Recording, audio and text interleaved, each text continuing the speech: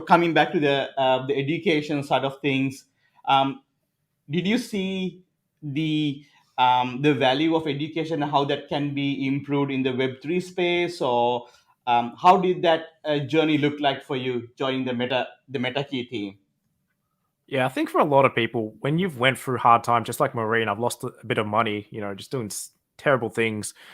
Not terrible. I'm not saying you did terrible things, but yeah, I Yeah, transferred like not the what I wrong did. amount to a different wallet. Like no one owned that wallet, so I could never get it back. And it's just one of those things that doesn't really exist in a normal Web2 setting.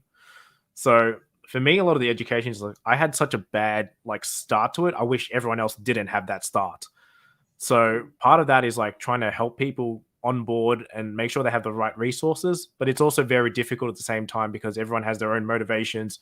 As we're hearing from across the table, people started for different reasons.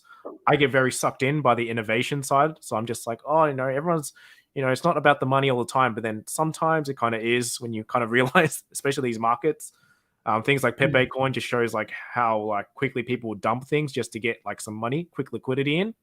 Yes. But as far as my journey to Metakey, it started really possibly last year because I only started in October 2022 with the Mhm. Metakey.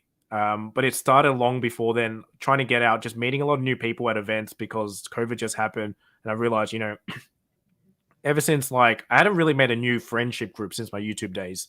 So I was like, oh, here's my new hobby. I'm just gonna slowly go out to these events and just meet some people. And then I just kept Yeah. going to them, and just like each time I was like meeting 1 to 3 new people every time. So just kind of like combined together, kind of compound together.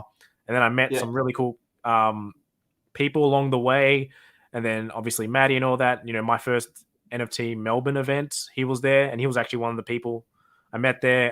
One of my old friends as well is co-founder of the Metakey, so that kind of helped as well because they don't just hire everyone. There's a certain type of criteria, and Yeah. what helped me as well was I was using my LinkedIn and Twitter as like a way to educate people as well as I was learning. I would post what I was learning along the way, so other people could learn.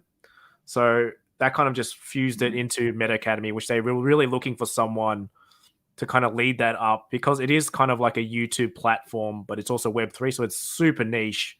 And like I look at it now, I'm just like I got kind of thrown in the deep end. It was like, oh, I'm starting. Here's 3 weeks before launch, and all these things were like still up in the air, but we made it happen. It worked, did the things, and yeah, happy about that. And it's been smooth sailing since then. And now I'm also helping out the metaverse side as well. So super interesting.